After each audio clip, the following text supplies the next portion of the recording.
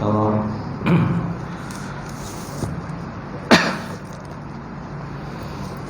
Kita mulakan kuliah malam ni dengan sama-sama baca Alkitab. Ila hadratin Nabi Muhammad Mustafa Rasulullah sallallahu alaihi wasallam wa alal kiram ashab rizam insyaallah. Al-Fatihah. A'udzubillahi minasyaitonir rajim. Bismillahirrahmanirrahim. Alhamdulillahi rabbil alamin. Ar-Rahmanir Rahim. Maliki yaumiddin. Iyyaka na'budu wa iyyaka nasta'in. Ihdinas siratal mustaqim. Siratal ladzina an'amta 'alaihim ghairil maghdubi 'alaihim waladdallin. Amin.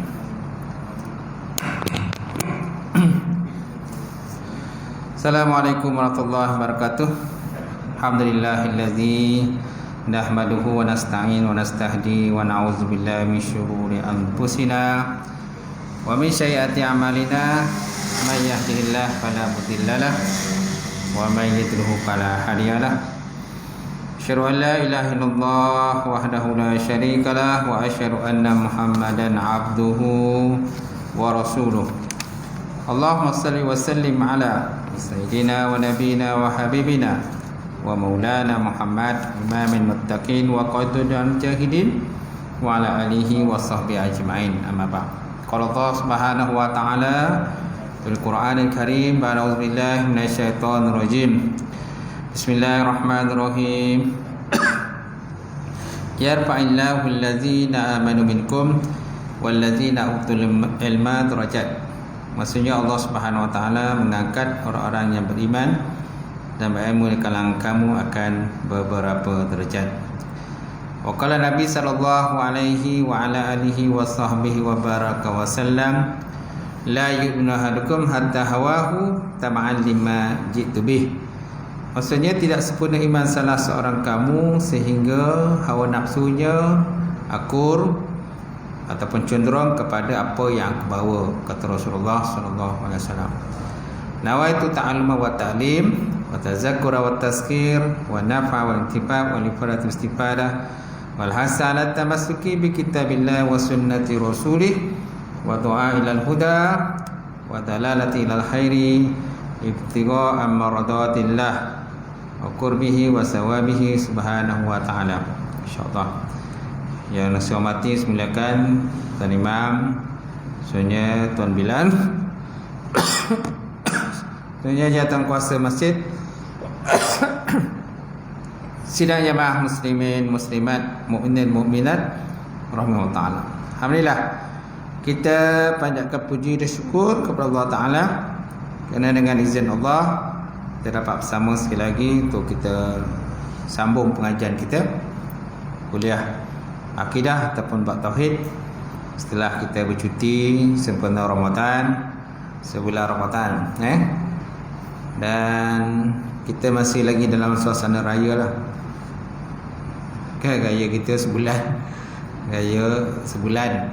Selagi mana tak sebulan, dia tak habislah gaya tu, dolah gaya lagi.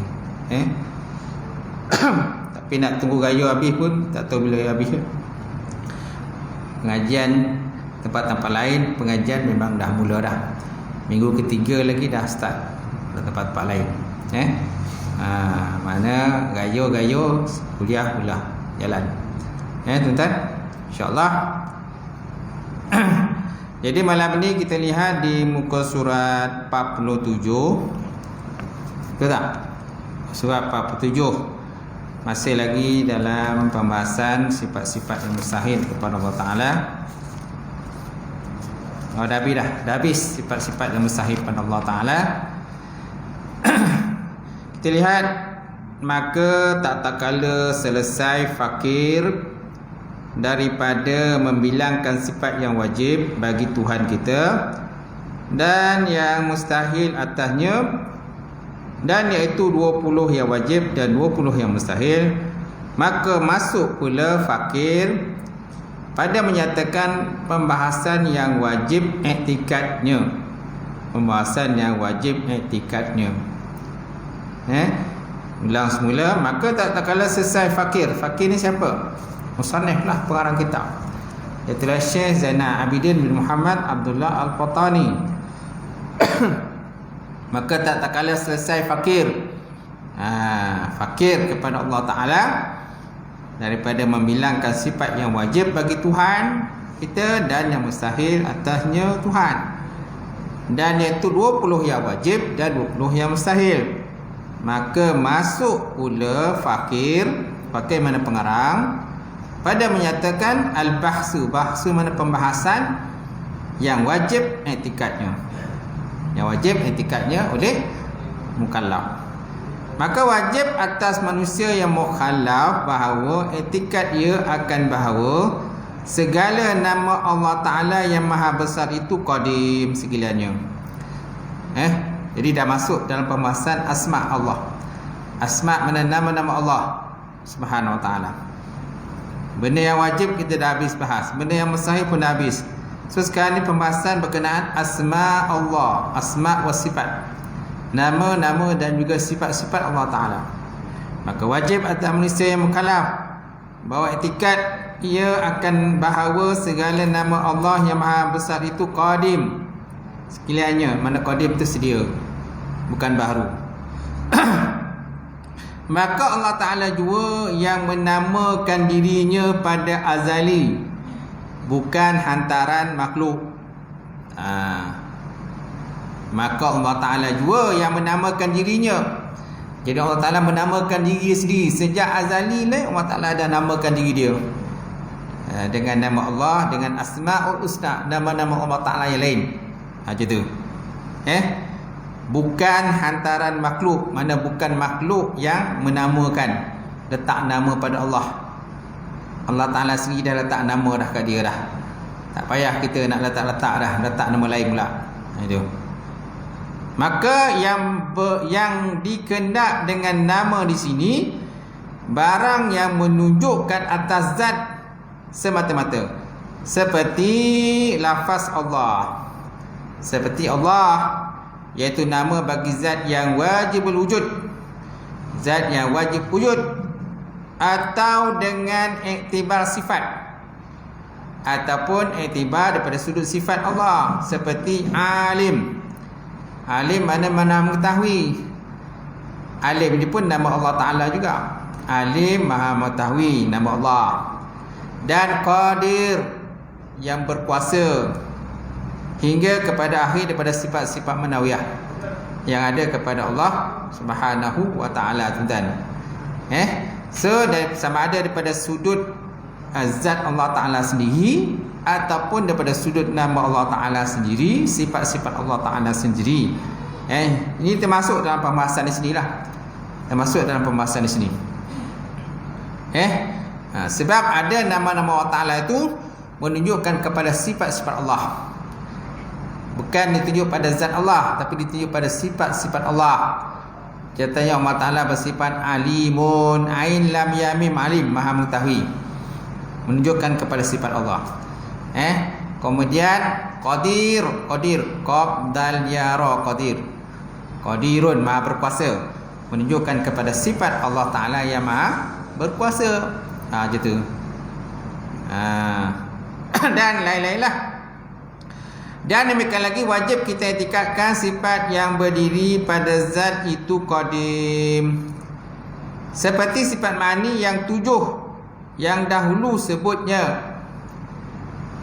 Wajib kita i'tikadkan sifat yang berdiri pada zat Allah itu pun qadim juga. Sebagaimana zat Allah Ta'ala itu qadim, sedia, itu juga sifat-sifat yang duduk pada zat Allah, sifat-sifat yang menumpang pada zat Allah Ta'ala yang tidak bercerai tanggal daripada Allah Ta'ala ni, pada zat Allah Ta'ala ni, semua sifat-sifat itu pun qadim. Seperti sama melihat, qadim. Kemudian basar, sama mendengar, basar melihat, alim maha mengetahui. Semua sifat-sifat itu adalah qadim, sebagaimana zat Allah Ta'ala pun qadim. Macam tu. Tak boleh kita katakan sifat itu baharu. Baik. Maka tiada segala sifatnya itu baharu. Nampak? Tiada segala sifat-sifat yang ma'ani itu baharu, bukan dia baharu, tetapi qadim. Kerana bahasanya jikalau ada ianya baharu, nescaya lazimlah berdiri yang baharu dengan zatnya yang qadim. Kalau seandainya contohnya kudrah, iradah, ilmu, hayat itu adalah sifat baharu kepada Allah, nescaya yang baharu menempel pada yang qadim. Yang baharu duk menumpang kat qadim, tak boleh. Jadi mestilah sifat itu pun qadim, kerana nak menempel pada zat Allah Ta'ala yang qadim. Itu. Maka tiada segala sifatnya itu baharu, kerana bahawasanya jikalau ia baharu, nescaya lazimlah berdiri yang baharu dengan zatnya yang qadim. Dan lagi pula jikalau ada ia baharu, nescaya adalah yang dahulu itu sunyi daripada sifat.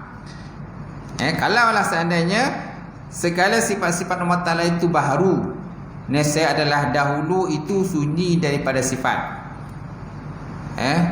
Kalau seandainya contohnya kudrah itu baharu, hadis, iradah itu hadis baharu, sudah tentu baharu ni dia kan ada kemudian.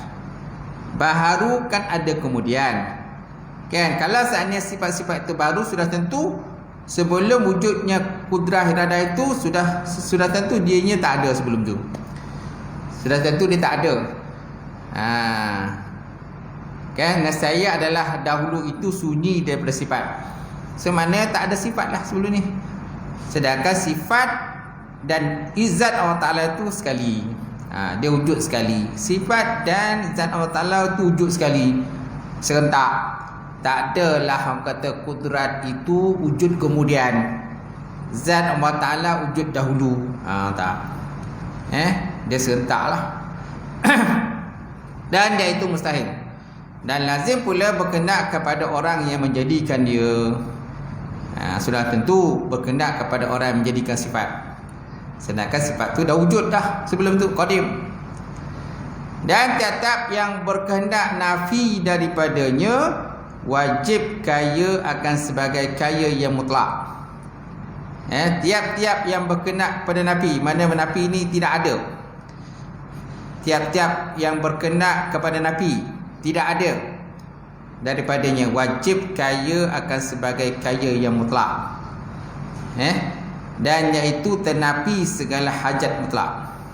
Tenapi segala hajat mutlak. Dan iaitu tiada ada ia melainkan bagi Allah Ta'ala bersalahan kaya yang muqayyid. Jadi Allah Ta'ala ni kaya mutlak. Allah Ta'ala kaya mutlak. Jadi tenapi Allah Ta'ala ni tak ada sifatnya sebelum itu. Sedangkan zat Allah Ta'ala dan sifat Allah Ta'ala itu ada serentak sekali. Macam tu. Okay. Kemudian kalau seandainya tenapi itu semua, sudah tentu Allah Ta'ala itu tak kaya lah. Sedangkan Allah Ta'ala itu kaya daripada setiap sesuatu. Dan iaitu tiada ada ia melainkan bagi Allah Ta'ala bersalahan kaya yang muqayyid, yang berkait, iaitu sedikit hajat. Dan iaitu kaya segala yang baharu. Maka keluar dengan kata sifat yang berdiri pada zat itu, iaitulah sifat af'al. Maka keluar dengan kata sifat yang berdiri dengan zat Allah Ta'ala itu ialah sifat af'al, sifat perbuatan. Seperti kaunuhu ta'ala qadiran, kaunuhu ta'ala muridan, kaunuhu hayyan, kaunuhu ta'ala mutakaliman. Itu dikatakan sifat af'al, sifat-sifat perbuatan. Maka tiada dikatakan qadim pada pandangan daripada Imam Asy'ari. Sedangkan pandangan Imam Maturidi menyatakan sifat kaunuhu ta'ala, sifat-sifat manawiyah itu termasuk dalam sifat yang qadim juga. Sifat manawiyah termasuk dalam sifat yang qadim. Ini pandangan daripada Imam Maturidi.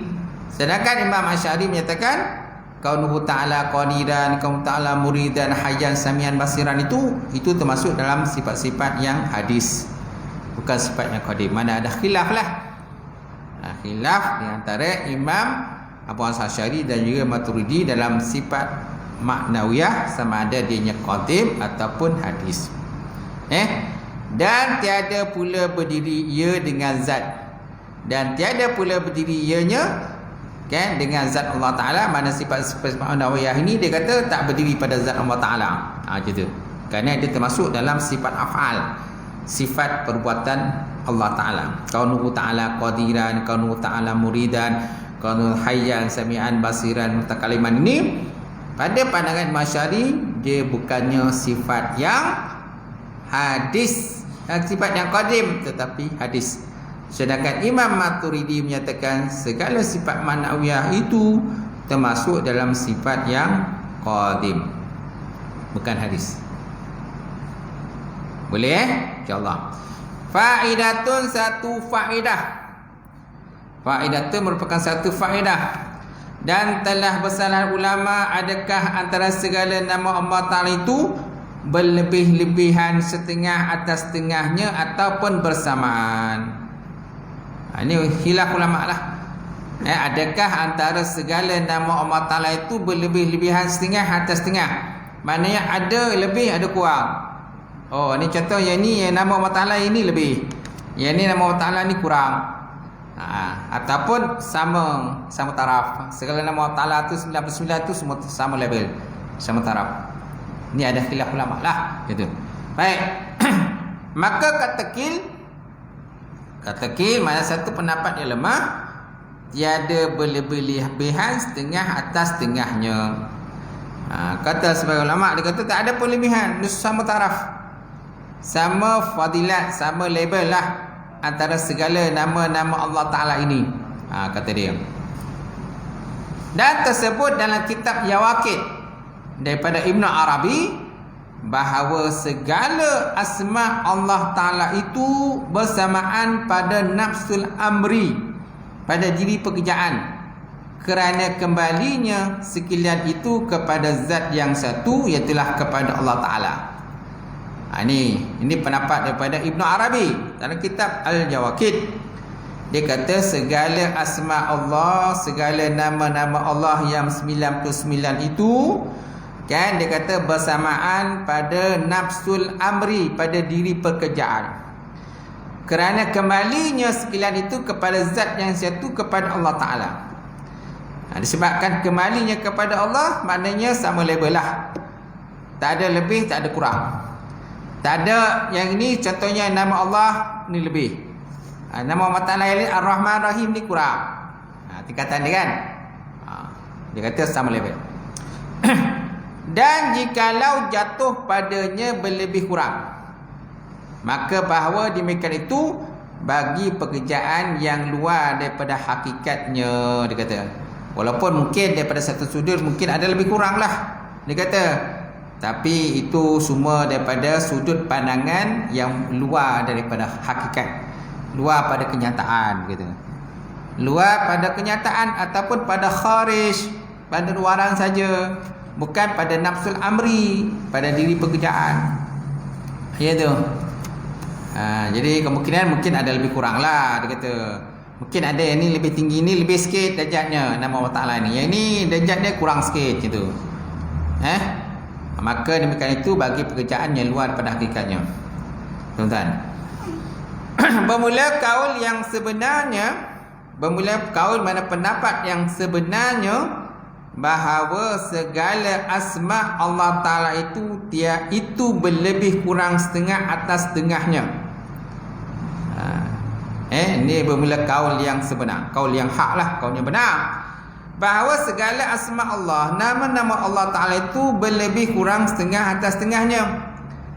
Dan yang berlebihnya itu lafaz jalalah, dan iaitu nama yang terlebih besar.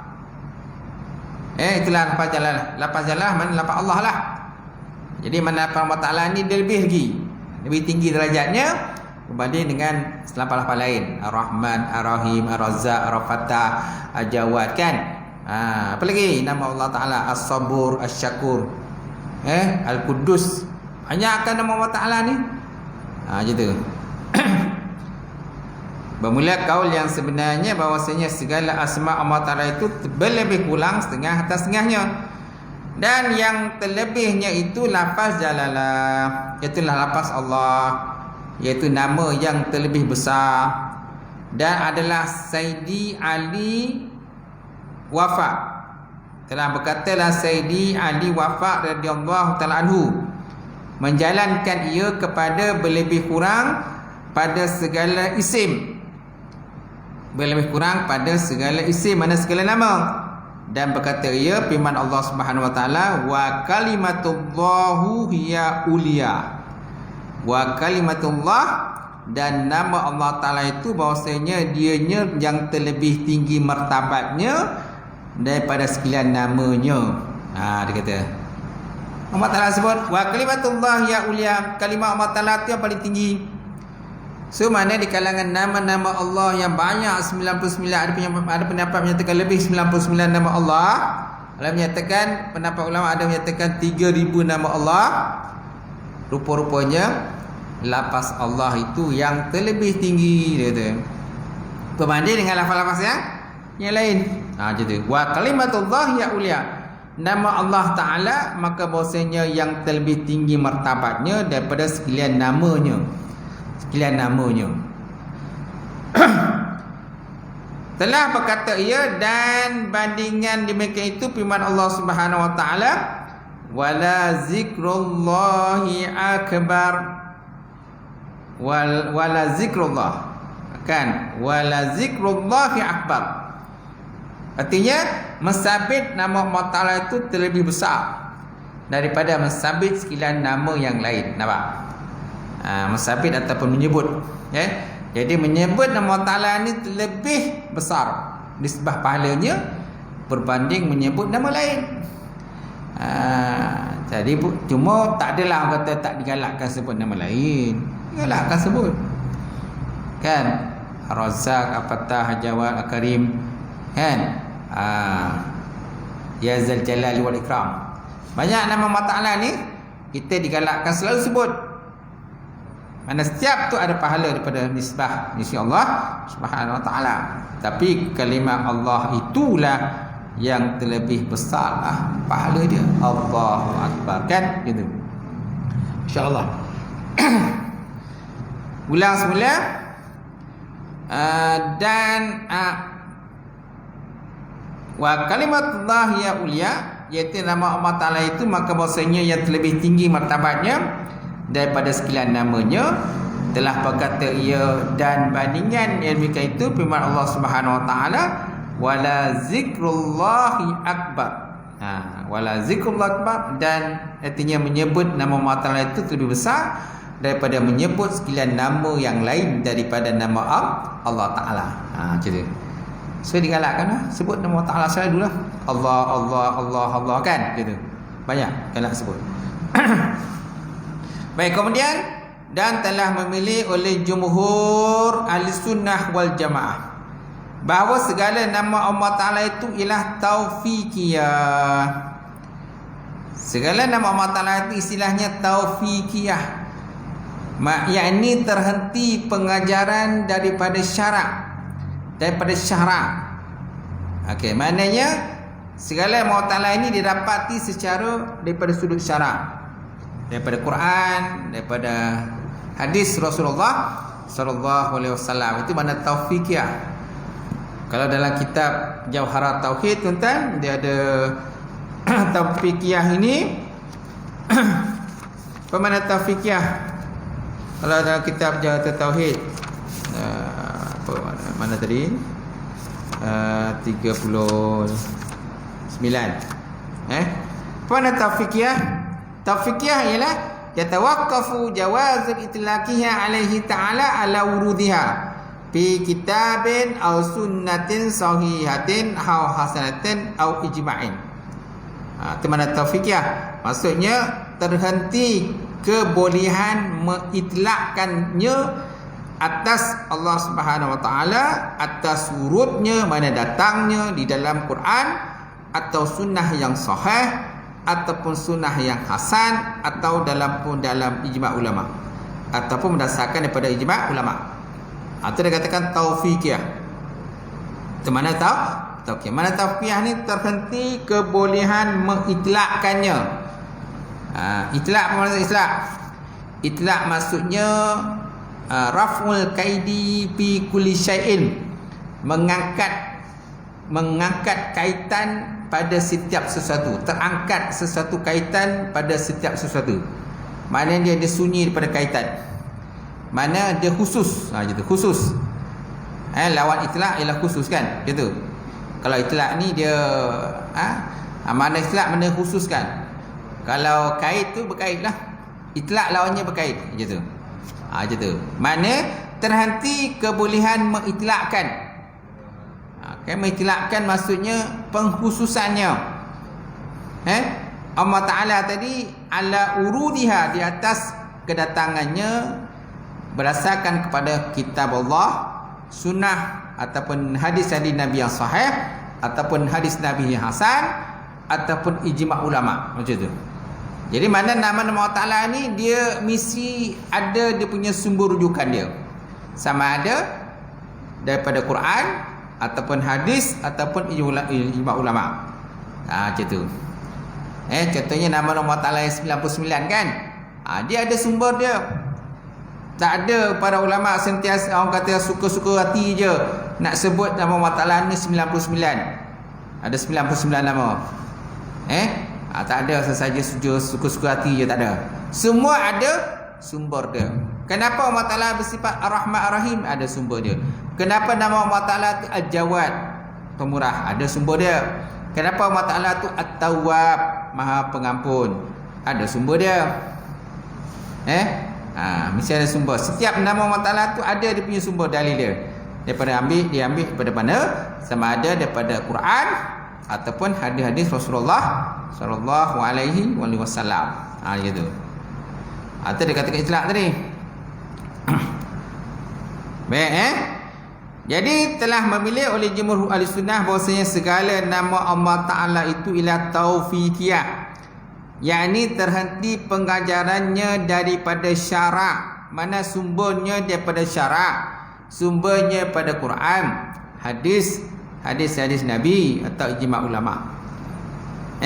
Dan demikian lagi segala sifatnya, maka tiada sabit bagi Allah Ta'ala satu nama ataupun sifat, melainkan apabila datang warid. Dengan demikian itu ta'lim daripada syarak. Ta'lim mana pengajaran daripada syarak. Sama ada nama Allah ke sifat-sifat Allah yang qadim itu, semuanya bersumberkan kepada Quran ataupun hadis Rasulullah SAW ataupun ijma' ulama. Gitu. Baik. Maka ulang balik, maka tiada sabit bagi Allah Ta'ala itu satu nama ataupun satu sifat, melainkan apabila datang warid. Warid maknanya dalil. Dengan demikian itu ta'lim daripada syarak, pengajaran daripada syarak, gitu. Ta'lim kan menjadi ta'lim, pengajaran. Baik. Dan telah menjalankan oleh Mu'tazilah kepada harus disabitkan akan barang yang ada ia bersifat dengan maknanya, dan tiada memberi waham ia akan kekurangannya, dan jikalau tiada warid dengan dia ta'lim daripada syarak sekalipun. Ini pandangan Mu'tazilah. Mu'tazilah kata tak ada sumber pun tak apa. Dia kata tak ada sumber pun tak apa, yang penting tidak memberi waham kepada kekurangan pada zat Allah, dia kata.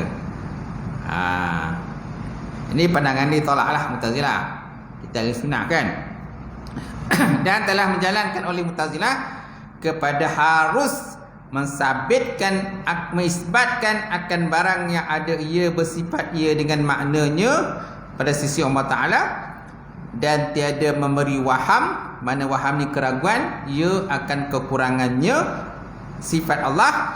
Dan jikalau tiada warid dalil dengan dia ta'lim pada syarak sekalipun. Itu pandangan daripada Mu'tazilah. Dia kata ala boleh je, dia kata ambil mana-mana nama tu dan disandarkan kepada Allah walaupun tak ada dalil sekalipun. Yang penting makna itu tidak mengurangkan kepada sifat-sifat kesempurnaan yang ada pada Allah, dia kata. Ini pandangan Mu'tazilah. Berbeza dengan pandangan Ahli Sunnah. Pandangan Ahli Sunnah mesti ada sumber. Quran ke, hadis ke, ijma' ulama ke, mesti ada dalil menyatakan itu nama Allah. Itu salah satu daripada nama-nama Allah Ta'ala. Macam tu. Itu sebabnya ulama mengarang kitab syarah kepada Asma'ul Husna. Ada banyak kitab lah dia menghuraikan tentang nama-nama Allah. Ada yang terjemahan jual di pasaran pun ada terjemahan Asma' nama Allah. Tapi yang banyak bahasa Arab lah. Banyak bahasa Arab lah. Gitu. Baik, seterusnya tentang dan telah cenderung kepadanya oleh Qadhi Abu Bakar Al-Baqirini. Dan telah cenderung kepadanya Mu'tazilah tadi oleh Qadhi Abu Bakar Al-Baqilini. Jadi tahu ya, Qadhi Abu Bakar Al-Baqilini dia cenderung kepada pandangan daripada Mu'tazilah. Dan tawakuf padanya Imam Haramain. Imam Haramain tawakuf, mana tak sokong lah, diam je tu je. Anak kata sokong pun tak sokong, kan je tu, diam lah je tu, tawakuf. Mana tawakuf terhentilah. Dan telah mentafsirkan oleh Imam Al-Ghazali, maka mengharus ia akan itlaq sifat, dan iaitu barang yang menunjuk atas makna yang lebih atas zat, dan menegah ia itlaq nama, dan iaitu barang yang menunjuk atas diri zat. Dan telah mentafsir, mana mentafsir menghurai lah, menghurai oleh Imam Ghazali, maka mengharus ia akan itlaq sifat, membolehkan dia mengitlaqkan sifat-sifat yang ada pada Allah. Apa makna itlaq tadi? Sesuatu yang tiada berkait. Mana khusus, pengkhususan. Mengharus ia akan itlaq sifat. Apa dikatakan sifat? Barang yang menunjuk atas makna yang lebih di atas zat Allah Ta'ala, itu dikatakan sifat. Dan menegah ia akan itlaq nama. Itlaq nama tak boleh dia kata. Itu barang yang menunjuk atas diri zat Allah Ta'ala, itu tak boleh. Yang boleh dia kata itlaq sifat saja, sedangkan itlaq nama tak boleh. Ini pandangan daripada Imam Ghazali. Dan hasilnya bahawa segala ulama Islam muafakat oleh mereka itu atas harus, bukan hari ya, harus. Harus Maka hasillah bahawasanya segala ulama Islam muafakat oleh mereka itu atas harus diitlaqkan segala nama dan segala sifat atas Tuhan itu Jalla wa Azza, apabila datang warid dengan dia oleh izin daripada syarak, dan atas menegahkan apabila datang warid tegahkan dia. Nampak? Jadi segala ulama Islam muafakat, dia kata boleh kita itlaqkan nama itu ialah nama Allah, dan sifat itu adalah sifat Allah, apabila datang warid dengan dia oleh izin syarak. Mana kalau ada warid, ada hujah dia, ada dalilnya, sama ada Quran, hadis, itu adalah nama Allah atau itu adalah sifat Allah, kan? Barulah boleh kita pergunakan kepada nama ataupun sifat Allah. Macam tu. Ulang semula, maka hasilnya bahasanya segala ulama Islam muafakat oleh mereka itu atas harus diitlaqkan. Itlaq ni dipergunakan lah macam tu, ataupun dipengkhususkan.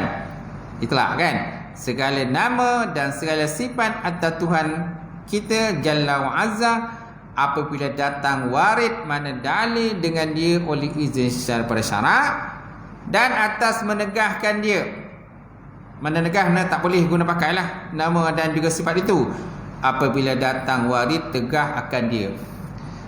Kalau ada dalil hujah menyatakan nama ini bukan nama Allah, nama ini bukan salah satu daripada nama-nama Allah, ataupun orang kata sifat ini merupakan bukan salah satu daripada sifat-sifat Allah, so tak bolehlah kita pergunakan. Jadi guna pakailah untuk nama ataupun sifat Allah. Macam tu. Tapi kalau ada dalil menyatakan boleh, macam tu. Baik, seterusnya tuan-tuan, demikian lagi, dan bersalahan Dan masalah mereka itu sekira-kira tiada izin dan tiada tegah. Dan yang mukhtar, mana pendapat yang terpilihnya tertegah dinamakan itu. Dia itulah mazhab jumhur ulama. Jadi mazhab jumhur ulama menyatakan tertegah penggunaan nama Allah Ta'ala tadi. Nama itu merupakan nama Allah ataupun nama itu bukan nama Allah Ta'ala dan sebagainya, tertegah selagi mana apabila tiada dalil. Tiada dalil, tak ada hujah, tak boleh.